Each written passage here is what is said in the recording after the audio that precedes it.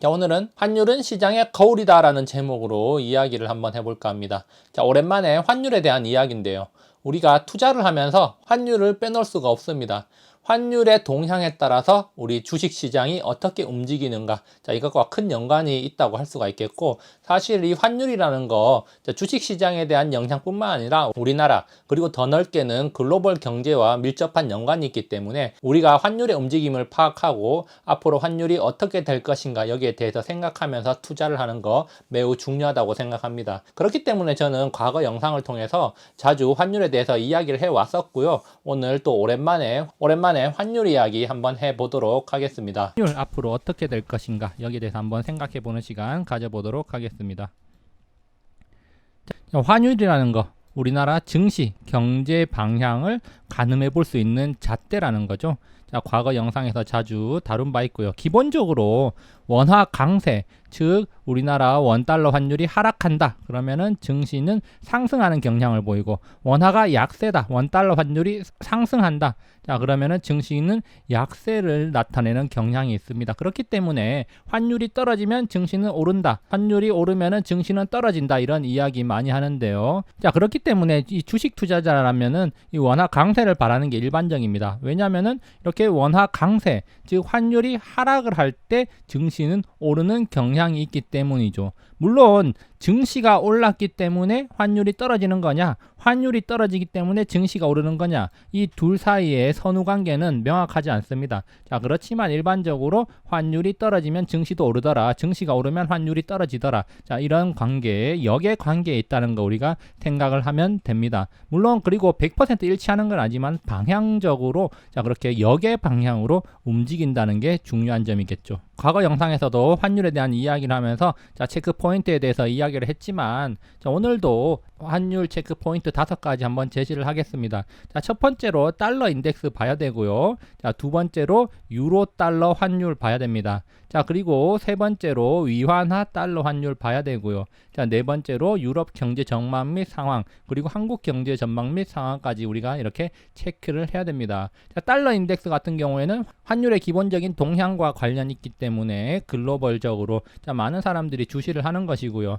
자, 그리고 유로 달러 환율은 왜 체크를 해야 되냐? 바로 이머징 마켓 환율 동향의 바로미터가 됩니다. 자, 사실 우리나라 자 달러 인덱스와 100% 역의관계가 아니라 유로 달러가 거의 역의관계를 보이고, 우리나라는 이 유로화 환율하고 비슷한 움직임을 보입니다. 이따가 그래프로 한번 확인을 해 볼 거고요. 자, 그리고 위안화 달러 환율. 자, 우리나라 최근 몇 년 동안 위안화 동조 현상이 많이 나타나고 있습니다. 물론 최근에 약간 디커플링 나타나고 있지만 전체적인 흐름 속에서 보면은 위안화 환율과 우리나라 비슷하게 움직이는 모습 보입니다. 그렇기 때문에 한번 체크를 해볼 건데, 이렇게 위안화하고 우리나라 환율 비슷하게 움직이는 이유 한번 생각해 본다면 경제적으로 중국과 우리나라 매우 밀접한 관련이 있기 때문이다, 이렇게 생각해 볼 수가 있겠고요. 자, 그리고 유럽 경제 매우 중요하다. 앞서 이야기했던 유로 달러 환율하고 관련이 있겠고, 한국 경제 당연히 자, 매우 중요합니다. 당연히 체크해야 할 것이겠죠. 투자자라면 한국 경제가 어떻고 앞으로 어떻게 될 것인가 한번 생각을 해봐야 된다는 겁니다.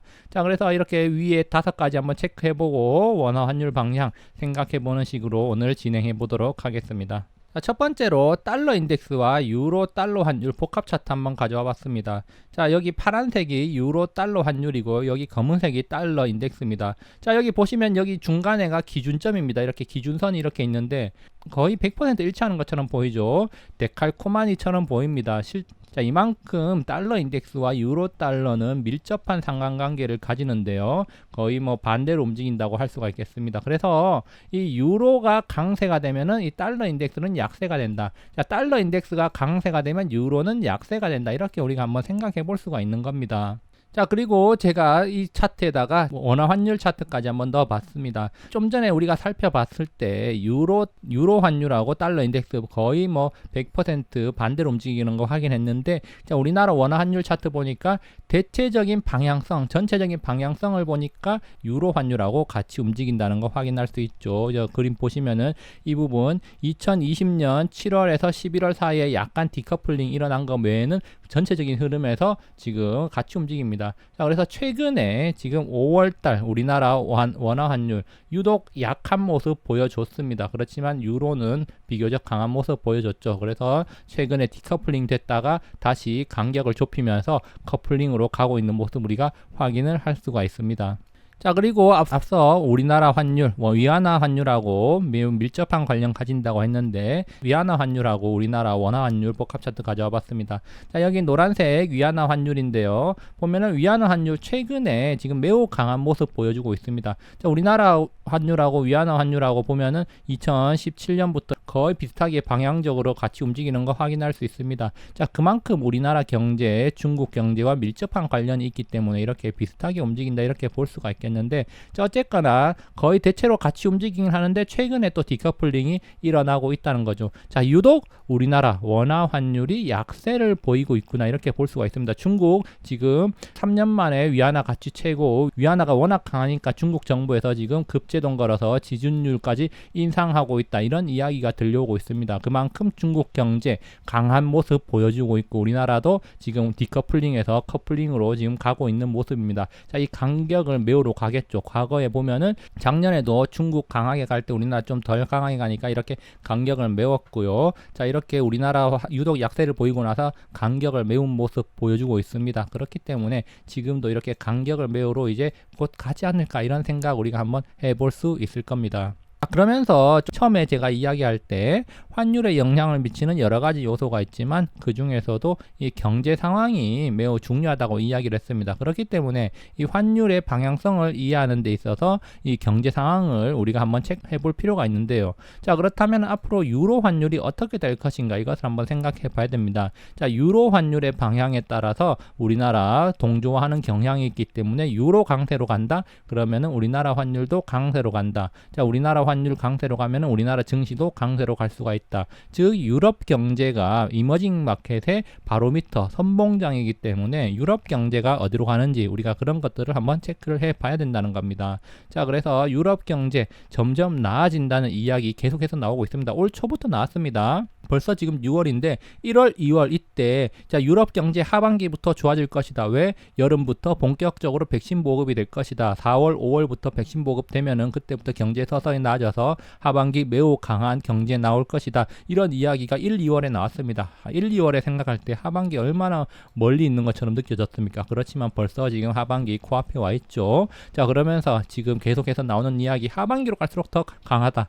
유로존 경제 하반기 경기 회복세에 본격적으로 진입할 것이다. 자, 이제는 유럽행으로 갈아타야 된다. 이런 이야기 하고 있고요. 그리고 EU 백신 여권 시행하면서 지금 관광업 살리려고 노력하고 있습니다. 유럽 경제 지금 살아나고 있다는 거죠. 그러면서 지금 독일 소비자 물가 10년 만에 최대폭 상승하면서 독일에서는 지금 금리 인상해야 되는 거 아니냐 이런 이야기까지 나오고 있습니다. 그만큼 강한 반등이 나오고 있다는 겁니다. 유로존 경제 강하게 올라간다. 그러면 환율도 강하게 올라간다. 이렇게 또 우리가 한번 생각해 볼 수가 있겠습니다. 결국 지금 유럽 경제 하반기로 갈수록 더 좋아진다. 환율 강세 요인으로 작용할 수가 있겠습니다. 자, 그리고 한국 경제 한번 살펴봐야겠죠. 그러면 한국 경제, 자, 다른 나라 환율 중국과 유럽하고 비교해 봤을 때 비교적 약세를 보였습니다. 5월달 유독 환율 약세 보였고 증시도 약세를 보이다가 최근에 지금 상승하고 있는데요. 자, 한국 경제 2021년 좋으냐 나쁘냐? 당연히 지금까지는 좋습니다. 자, 그리고 앞으로 어떻게 돼야 될까? 앞으로가 중요하죠. 지금 한국 5월 수출 역대 최대 증가폭을 보여주면서 환율 32년 만에 최고치를 보여줬답니다. 5월 수출 45.6%나 증가를 했답니다. 물론 작년 기저 효과가 있기 때문에 뭐 그런 것들 감안하더라도 어쨌건 간 지금 한국 경제 매우 좋다. 자, 그렇지만 또 한편으로는 하반기 주력 업종 수출 20%포인트 둔화될 전망이다. 그래서 양극화 우려가 나오고 있다. 이런 이야기. 물론 항상 우려는 있는 법이죠. 지금 작년 기저 효과로 인해서 워낙 좋게 나오니까 우려도 당연히 나오는 겁니다. 하반기에는 조금 둔화될 수도 이런 이야기 나오고 있는데, 자, 어쨌거나 지금 상황으로 본다면 원화 환율 강세 요인이 매우 강하다. 자, 그렇지만 강세 요인이 꾸준히 지속될 가능성은 있지만 하반기로 갈수록 살짝 둔화될 수도 있다. 이런 이야기입니다. 꺾인다는 이야기는 없죠. 둔화될 수도 있다는 겁니다. 자, 그렇기 때문에 일단은 지금까지 매우 환율 강세 요인이었지만 우리나라 조금 덜 올랐다는 거 확인할 수 있는데, 다시 그래프 한번 보면요. 앞서 살펴봤던 복합 차트입니다. 자, 유로 달러 이렇게 강한 모습 계속해서 나오고 있고 한국 지금 유독 약한 모습 보였다가 반등하고 있습니다. 자, 그러면서 달러 인덱스 지금 하락하고 있는데 여기서 조금 우리가 주의해야 될 점은 이미 지금 유로 달러 환율 정고점 부근에서 살짝 꺾이고 있다는 점입니다. 자, 그리고 달러 인덱스 바닥권에서 지지받으면서 다시 올라올 기미를 보이고 있죠. 자, 그러면서 지금 또 원화 환율도 보면은 우리 5월 초 4월 말 부근 고점까지 올라와 가지고 살짝 끝이 꺾인 모습입니다. 자, 그렇기 때문에 지금 당장 워낙 경제 지표가 좋게 나와 가지고 이렇게 환율 급등을 했지만 지금 6월 들어가지고 살짝 정고점 부분에서 꺾이려는 모습을 보이고 있다는 점 우리가 조금 주시를 해야겠습니다. 자, 이렇게 환율이 이렇게 꺾일 만한 모습을 보인다. 자, 그렇다면은 우리나라 증시 강한 모습보다는 비교적 약한 모습을 보일 가능성이 높다. 하락 조정을 받지 않더라도 약보합 또는 강보합 수준에 머물 수가 있겠구나. 이렇게 우리가 한번 생각해 볼 수가 있겠는데요. 자, 코스피와 환율의 복합 차트 한번 보면은 자, 조금 더 이해가 될 수가 있겠습니다. 자, 지금 환율 같은 경우 전고점 4월 말 고점까지 올라왔다가 이렇게 지금 꺾이고 있습니다. 자, 이렇게 꺾인다는 말은 우리나라 증시 탄력, 상승 탄력을 조금 잃을 수도 있다는 거죠. 지금 우리나라 증시도 보면은 사실상 지금 신고가 부근까지 올라와 있습니다. 5월 중순 이후에 꾸역꾸역 이렇게 증시가 올라오면서 신고가 근처까지 왔고요. 자, 신고가 근처까지 오면서 지금 물량 부담이 있는 게 사실이기 때문에 살짝 증시 조정받을 가능성도 있다. 이렇게 생각해 볼 수가 있겠습니다. 일단 환율은 이미 먼저 꺾여 가지고 내려가고 있는 상황이죠. 자, 그렇기 때문에 우리가 계속해서 지금 강한 상승을 기대하기보다는 어느 정도 또 시간이 필요하구나. 일단 물량 소화를 좀 해야 되는 구간이구나. 아니면 좀 기간 조정을 가져야 될 수도 있는 구간이구나. 이렇게 생각을 해볼 수가 있다는 겁니다. 너무 기대를 많이 하지 말고 그냥 이제는 조금 쉬어가야 될 수도 있겠구나. 물론 오르면 좋겠지만 쉬어가야 될 가능성이 있는 구간이구나. 이렇게 생각하면 좋다는 겁니다. 자, 지금까지 환율의 움직임과 현재 상황에 대해서 한번 살펴봤습니다. 자, 그러면 오늘의 내용 한번 정리해 보자면요. 자, 유로 원화 환율은 단기 고점 이후에 잠시 조정을 받고 있습니다. 자, 반대로 달러 인덱스는 바닥권에서 지지라인의 지지를 받고 살짝 반등을 하고 있는 모습 보여주고 있습니다.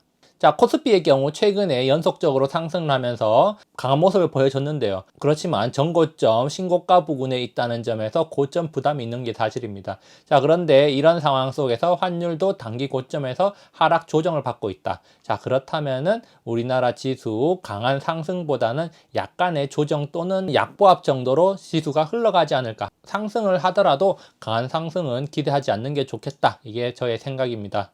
자, 그렇지만 또 향후 경제 전망을 한번 살펴봤을 때, 자, 유럽 경제 상당히 좋아질 걸로 예상이 되고 있고 하반기부터 본격적인 반등이 시작될 것이다. 이런 이야기 나오고 있습니다. 상당히 긍정적이었는데요. 이런 유럽 경제의 긍정적인 모습, 유로 환율 강세에 영향을 줄 수도 있다. 이런 생각 해볼 수 있고요. 자, 그리고 한국 경제 수출 호조가 계속해서 이어질 것이다. 자, 기저효과 계속 탄력 받을 것이다. 만약 이렇게 된다면은 원화 환율도 강세 요인이 충분하다. 이렇게 볼 수가 있습니다. 자, 그리고 또 한 가지로 위안화 환율이 지속적으로 강세를 띠고 중국 경제가 좋다. 그렇다면 한국 경제도 긍정적이고 이것 또한 원화 환율 강세 요소가 될 수 있다. 이렇게 생각을 해볼 수가 있겠죠. 그런데 또 어떤 사람들은 이렇게 말할 수도 있습니다. 미국 경제도 좋잖아. 자, 미국 경제도 좋은데 그러면 달러 강세로 가는 거 아니야? 라고 또 생각해 볼 수도 있는데 그 말도 맞습니다. 그렇지만 또 다른 요인들 그동안 안 좋았던 유럽 이머징 국가가 점점 더 좋아진다. 자, 여기에 좀 더 무게를 실을 수가 있겠고 그리고 미국의 재정 확대 정책 이것도 달러 약세를 지지하는 요인이 될 수가 있습니다. 자, 그리고 테이퍼링 이슈가 나오고 있는데요. 자, 테이퍼링 이슈 때문에 이제 달러 강세로 가는 거 아니냐라고 또 말할 수가 있겠지만 실제로 테이퍼링이 실행되려면은 빨리 해봐야 2022년 이후가 될 거기 때문에 자, 지금 테이퍼링을 걱정할 필요도 없다. 자, 그렇기 때문에 2021년은 전체적으로 달러 약세, 원화 강세 요인이 더 많을 수도 있다. 이런 생각 한번 해봅니다. 자, 그래서 여기까지 이야기 한번 해봤고요. 항상 즐거운 하루 보내시기 바랍니다. 감사합니다.